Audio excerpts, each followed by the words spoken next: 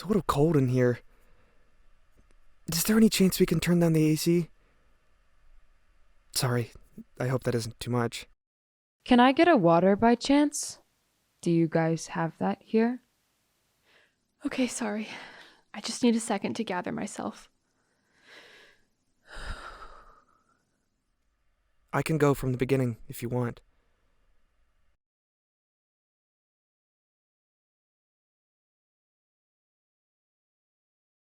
The day she went missing. Let me think. I had science class with her earlier in the day, but I'm always looking at the back of her head. We didn't talk that day, if that's what you want to know. Jade and I actually haven't spoken for a couple years now. I saw her in the morning before homeroom to give back the textbook she lent me, and then after school at track practice. She seemed fine. Nothing too out of the ordinary for Jade. After practice, I drove her home. Still fine from everything I saw. She didn't say anything too substantial in the car. Fine day in classes, good runs at practice. I just gave her a hug and watched her go inside. There was a party that night, and Jade said she'd be the designated driver, so she was supposed to come pick me up at around 7. She usually runs on the late side, but 30 minutes was extreme for her, so I texted over and over and got nothing. She could do this sort of thing from time to time, completely shutting down like that, but she would still let me know she was going through it and that she was fine. She doesn't just go off the grid. Jade had her problems, yes, but I don't think she would just disappear like this. Make her family worried? I mean, where would she even go? She didn't take the car, she left her phone at home. Why would she just up and leave like she never existed? I was supposed to see her that night at the party. There's no way she planned this. I'd love to say that she's doing this for attention, like she does most things, but this seems extreme, even for her, honestly. I'm trying not to expect the worst here. I don't want to think like that, so I know it's possible that she could do this sort of thing. Fuck, sorry. It's just so unlike her. I mean, I was at that party that night. The one Nina said they were going to. I didn't see her there. The house was dark and there were like 200 people there, so she could have been there, but I didn't see her. If I saw Jade at that party, even a quick glance, I know I would remember it. I have zero clue what happened in those 5 hours, and that really scares me. I should have invited her to my house. I was going to. Fuck. Let me just also say that Jade and I don't talk anymore. I haven't seen her face, heard her voice, laid eyes on her being for the last month. I mean, I don't even know why you're talking to me, honestly. I couldn't tell you a thing about what was going on in that girl's head the day she went missing. I don't know details, but I heard things got ugly with Jade and Marnie. Jade still never told me what exactly happened. It was just big and messy, she said. Big and messy. I'd rather not answer that unless I have to. It was a personal thing, and I'd like it to stay that way. Jade could be a lot, but everyone can be a lot sometimes.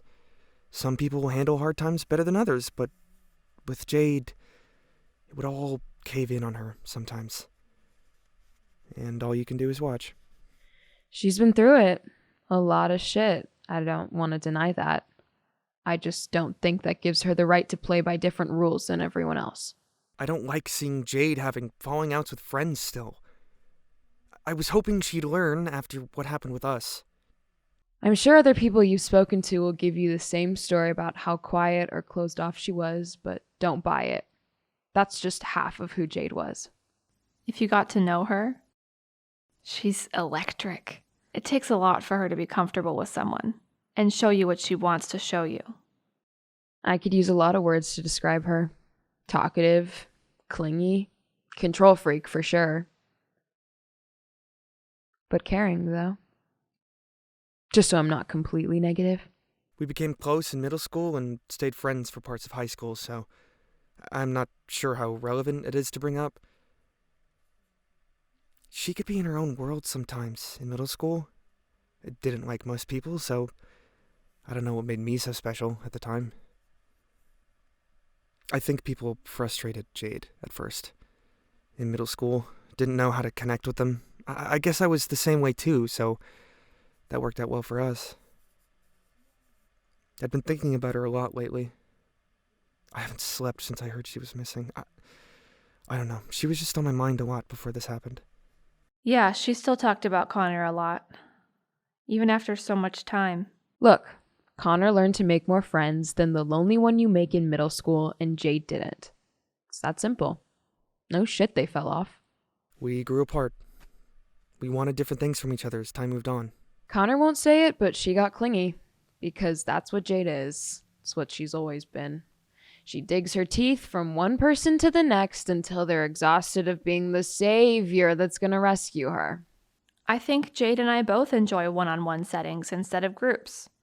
Just block out the noise and focus on one person. That's not who Connor was when he got to high school. I started playing tennis. I ran for class president. I came out of my shell. Started doing the things I love. And sometimes they didn't involve her. I still tried to make time for Jade all the time. She was important to me. I wanted to have the same happiness I was getting my freshman year. By the end of that school year, I realized I can't control what Jade was doing with her life. Not in a controlling way, but just trying to nudge her in a good direction. I wanted nothing more than for her to leave the world she'd been in since middle school. I wanted her to grow with me. That's what any friend wants. Jade will look at help and see it as a personal attack. That was her problem. Everything she was doing in her life was totally right. No room for argument. Connor made an effort. He really did, and I've told him that. You need patience with Jade. I don't blame him for not having it. It's not his job to save her. There was this one night I was chilling with some friends after tennis practice. It's like 7, 8 p.m. My phone was charging in my room, and I was just downstairs without it. The guys go home, and I get my phone and see all these texts from Jade. She was really going through it, transitioning to high school. Grades weren't doing too well either. It's a lot of the usual stuff. I need someone to talk to. Is everything okay? Did I do something wrong? It stopped being pleasant for me. It felt like a chore. I could feel the weight of her world on my shoulders. She needed more than I could give her. So I didn't reply that night. And haven't talked to her since. He ghosted her. He ghosted her. Looking back at it, I wish I handled things in a more mature manner. Connor literally invited her to everything. Every day at lunch, all the parties. I mean, good for him, man. It's within your right to drop a friendship you don't want anymore. I wish I had the balls to just end shit like that. He didn't handle it well. It's not how I would have gone about it. He was young. I don't think he's beyond forgiveness. I needed space. And it wasn't a conversation I was up for having with her. I played it through in my head, and I had a feeling she would take it the wrong way. I didn't anticipate how tough it would be to bring up after some time passed. It felt weirder and weirder to just bring it up out of the blue. I was avoiding her. More than I realized at the time. I didn't plan on never talking to her again. It just sort of happened. I think at the time, it was the best thing for me, though. The way Jade talks about it, I think she very much paints Connor as the villain. I don't think Jade wanted to admit she was part of the problem as well. I don't think anyone likes to admit they had a hand in a close friendship ending. I'd see that shit with my own eyes. We're all just chilling at someone's house until Connor gets a phone call out of nowhere and leaves for 30 minutes to talk her off a ledge. I didn't mind doing that stuff. I just wish it would have left an impact on her. Jade thought I was out to get her, but all I wanted was for her to be good. You don't become an official friend of Jade until you hear about the Connor era. I would tell her the same things. People grow apart. No one is still friends with people they knew in middle school. She'd eat alone in the library. I mean, I'm not going to knock her for eating in the library. I did it too. It was quiet, there was AC, No people to annoy you. Marnie was in there the same reason Jade was. No one could hurt them. It made sense they became friends. She looked lonely, and some days you don't want to chow down while staring at a ceiling fan. I was closer friends with Marnie during freshman year. She didn't like going out every weekend, and that was becoming more of a thing with our friend group. I mean, yeah, she was cool at first. We chatted, swapped lunches sometimes. She was good company.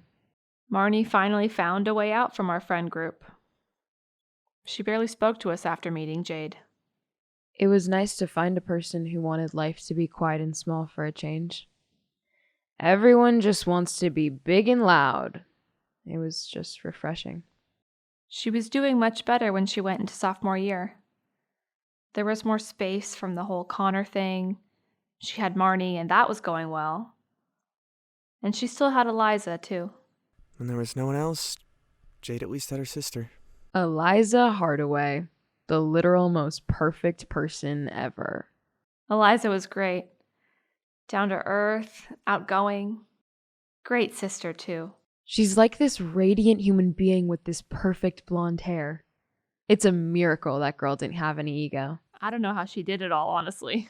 All the leads in the school plays, Full Ride to Brown, had a YouTube channel where she sang. She was fucking good doing those dumb ukulele covers. You'd never think Jade and Eliza were sisters. They were absolute complete fucking opposites? Oh yeah. But Jade looked up to that girl. She was her idol. Even when she was a senior and Jade was a sophomore, she still always made time for her. A lot of siblings might hate each other in high school, but they were super close. I don't think anyone saw Jade like she did.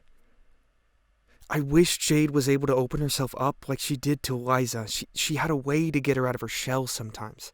It was the one friend she knew she couldn't lose. I chatted with her a few times when I was at Jade's house. First time I talked to her, I thought I was chatting with someone I knew my whole life. She's just so welcoming and sociable. She had been like that even in middle school. I don't think Eliza liked me all that much, if we're being real. I could tell she wanted Jade to make more friends. She was the Jade whisperer. She convinced Jade to come out with her a couple of nights. That's not an easy thing. Jade hates parties. I told her not to go. She hates parties. One night, there was this party an hour outside of town. Eliza had some friends from this other school and wanted her little sis to come with her. Eliza promised she'd be with her the whole night. Wouldn't leave her side. Neither of them got drunk that night, not even buzzed. But it didn't stop a convertible T-boning into them as they drove to the party. He wasn't even drunk. He just railed into them full speed. Eliza didn't make it. And Jade shattered her left leg. Bruised lung, broken ribs, head trauma. They used these giant jaws of life to get her out of the car. She woke up a week later. Stuck in a bed for 2 months. She had to learn how to walk again. I went to the funeral and hoped to talk to Jade there. She didn't come to the funeral. Marnie had told me how Jade started physical therapy, and I did physical therapy when I was younger, so I felt compelled to reach out to her. I knew her from the track team. I was a sprinter, and she did long distance, so we really didn't interact much. But I don't know, I just felt the need to reach out. I had an inflamed IT band my freshman year. It wasn't nearly as brutal as what Jade had to do. It just meant my knee could barely do any range of motion. It's challenging to get your leg back to where it needs to be. I wanted her to at least know that someone else went through it on some level. I couldn't stop thinking about how she woke up and had to take in all this news. I texted and she immediately responded. I had no clue what kind of person I was getting back, but she seemed completely fine. You know, it's weird. Even when she was in physical therapy, it was the most alive I'd ever seen her. I imagine the therapy gave her something to do. It was a task in front of her that was in the now, and you could just focus on that and nothing else. She got used to a fantasy life. You'll have enough things to keep you distracted from all the shit around you. I wish someone gave me an assignment every time my life was shit. My advice to her was whenever the pain got to be too much for me during therapy, I would just count down from 3. 3, 2, 1. And suddenly you're now tougher than you were 3 seconds ago. And if you can survive 3 seconds, you can survive anything, really. When the therapy ended, I think she assumed I'd be gone. She didn't reach out the same way she did in therapy. I wanted to let her know that it didn't have to end. I like to think part of that is why she came back to school good to go. She came back to school fine. Like, taking it better than I would have. I mean, if she was faking it, she was doing a great job of it. I don't think she ever wanted a huge pity party. I was worried she never took the time to stop and just breathe. She woke up, immediately started therapy, and then immediately went back to school. She liked that. Never stopping. It started out chill, and then it slowly came to her. All the shit she had to process now. I watched every minute of her downward spiral. It wasn't even into who she was before the accident.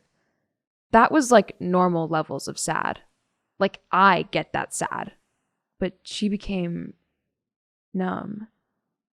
During the summer, she stayed in her room the whole time, and by senior year, it was even worse than that. The first day of senior year was Eliza's birthday. It began to set in that she would live past how old Eliza was. She officially didn't have an older sister anymore. You can only fill up so much time in 24 hours. There's going to be these moments where it's just you and your thoughts. Some people handle that better than others. She was missing school more and more and more. I didn't think she was going to graduate. I was the one having to talk her off a ledge every night. I was doing the thing I would see Connor do. And I never wanted that shit. I just wanted a friend and some company. She didn't have Eliza, but she did have me and Marnie. There would be these small flashes where I could see the real her. I thought she could turn it around. But then she quit track halfway through the year, so now our schedules weren't in tune as much.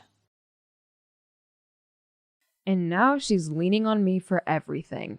Drives home, late night therapy sessions. She was bringing me down, and I just didn't need that energy. It was affecting my mood just listening to her. Suddenly, out of nowhere really, she's popping up more in my life. Didn't have Marnie anymore because of whatever blow up. I don't know what happened, but if you want a full picture, I'd try to ask Marnie. Does what I say stay in this room? There are things I'm going to say that I'm not ready to speak of outside of here. It's 3 a.m. one night, and Jade texts me and says she's just cut herself for the first time. I used to be a cutter at the start of high school. I didn't enjoy where I was in my life, and the people I was friends with were not people I enjoyed being around.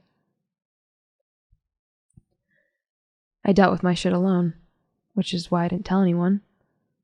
I'm not proud of it, but it's what I did. And when Jade was having these bouts after physical therapy ended, I told her about that side to me. Wanted to make her feel better. Told her it could be worse. So when she texts me that this was something she was doing now, I don't take that lightly. I don't want anyone to be going through what I went through. Yeah, no, Jade would never cut herself. She was smarter than that. I don't know if maybe you talked to Marnie or Connor or whatever, but it's a lie. Jade had pain, but she wanted to live. That's why everything hurt so much for her, because she couldn't find a way to live, and that frustrated her. And there's no way she disappeared on her own. That's not who Jade is. She was better than that. She was getting better after she told me that stuff. I like to think I was really helping her out. Said she'd stopped doing it for a full month. A few weeks later, we're chilling at my house, and she's crying and shaking. And then she admitted to me she was lying about cutting herself. She said it was, weighing on her conscience. She knew I used to be a cutter, and she weaponized that against me for attention. I was just some prop to make her feel better. I never did anything wrong to that girl. I was with her when she needed me. After everything with Connor, after Eliza died, after she quit track, and she just used me. I never wanted to see her face after she said that, and she can come back and be safe, and honestly, I still don't want to see her again. It's a fucking breach of trust. I never did anything wrong to her. Can I go now? I don't want to keep doing this.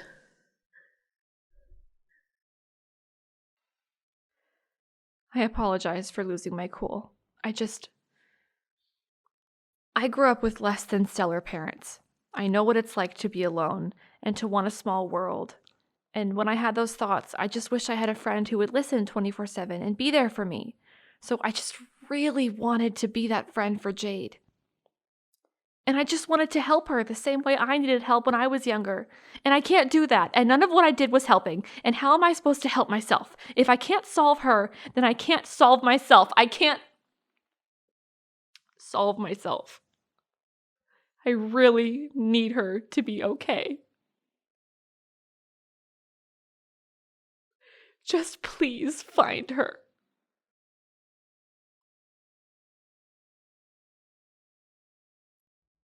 Are other people going to be able to see what I say here? I see you're writing stuff down there.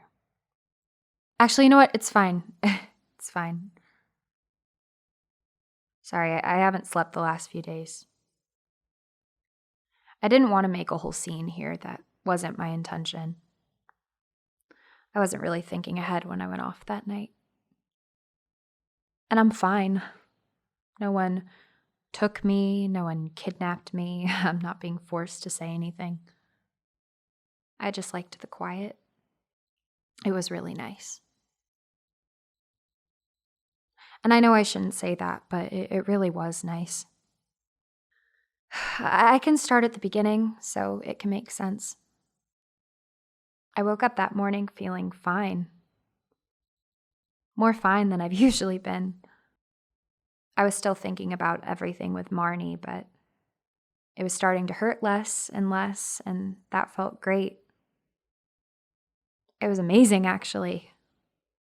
For the first time in a long time, I truly felt like nothing can hurt me. All these things that were haunting me had made me feel everything. There was nothing more bad that could hurt me. I've already felt it all. So for lunch, I ate in the bleachers outside, and it was like this perfect amount of cold, and I've never felt that happy in such a long time. I was feeling so good, I put on one of Eliza's ukulele covers. It was the last one she ever did. I hadn't heard her voice in so long. It was like she was sitting right beside me again. She had the best voice. But the moment it ended, all I could hear was the wind. And it was the worst pain I've ever felt in my entire life. The quiet. I thought I felt it all, but I was wrong.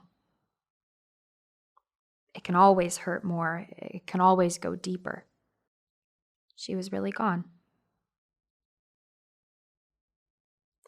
When Nina dropped me off that day, she hugged me. And she put her head on my shoulder, and I couldn't feel it. I could feel it physically, but I couldn't feel what she was trying to say.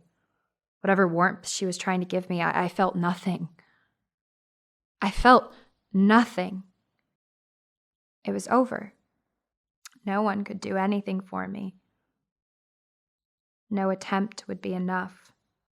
This whole pattern of people leaving, it was about to happen again with Nina. I didn't know how or when, but it's because I couldn't feel anything from her. I went home and really processed everything that happened.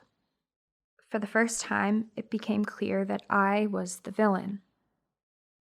All of this was because of me. I had lied about cutting myself. I needed someone to look after me. It can't just be me.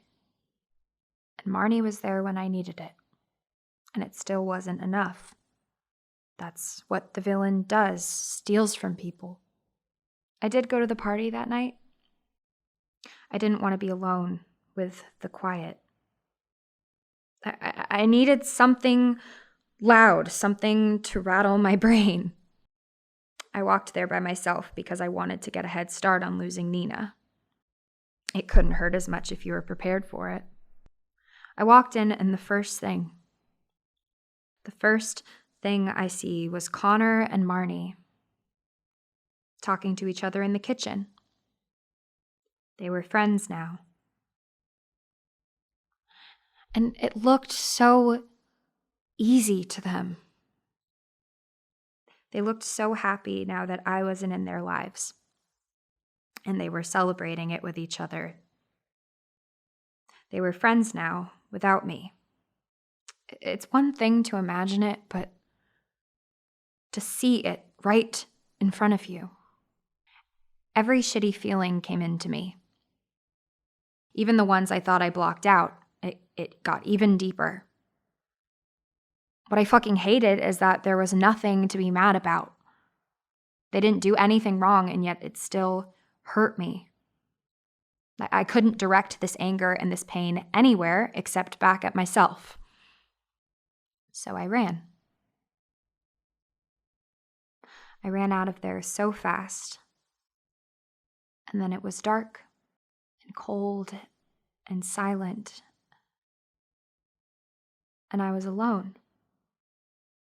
I felt everything. I could feel my body wanting to start locking down. So I just started to walk so my body could focus on something else. I just started looking at the houses. I was counting the windows at each house to see who had the most. And it was calming. I felt back in my body and I could breathe. There's just been this wave of bad shit, and it all comes at once, and I really thought I was going to get a break that night going to the party. Most days I wake up sad, like instantly sad. And I feel like people are usually happy and then have bouts with sadness, but I was usually sad with bouts of happiness. I'm not wired right. And that was normal for me. When I was walking around and looking at the houses, I felt a little more peaceful. I didn't even know the area at all, and I loved it. Nothing could hurt me just walking around and looking at the houses. And there were all these sprinklers I could hear, and it was so soothing. In that moment, I couldn't even tell you what I was sad about anymore. I could escape everything. I'm so tired of making the same mistakes over and over with Connor, with Eliza, with Marnie. Once people start to know me, they run away, so I just kept on walking. I go into every friendship thinking this is the time where it lasts, but it always ends the same. Like clockwork. I'm so numb to it all, and I just didn't want to deal with it anymore. So I just walked around. After a while, I had no clue where I was. I didn't even know what time it was. The houses stopped, and I saw this bus station. The next one was going to Milburn, which was where the crash happened. It felt like a sign from something. It's a nice town from what I saw during the middle of the night. In any other circumstances, I'd love to have visited it when it was alive during the day. Where we crashed was this small winding road overlooking all of this grass. And the car rolled over and destroyed so much of it. But now it was just all grass again. It grew back over time. The sun started to rise and the grass looked so pretty. It was shining this type of green I'd never seen before. I was just looking at it, and my mind became quiet. I could hear the sounds around me and nothing else. My mind felt clearer. I closed my eyes, and it was pure bliss. I've cast myself as the hero a lot, and as the villain a ton lately. But just looking at the grass, I was just me. And I smiled. I legit smiled in that moment. I was laughing. I hadn't laughed in so long until I was just staring at the grass. I took the bus back to town, walked all the way back home, and my parents just hugged me. And this time, I felt it. It left a mark on me. I didn't do this for attention. I didn't do it to make a scene. Honestly, I wanted the opposite. I just wanted to be somewhere where I couldn't get hurt. I'm sorry for causing a panic. It won't happen again, I promise. I just needed, for that night, some space from the world.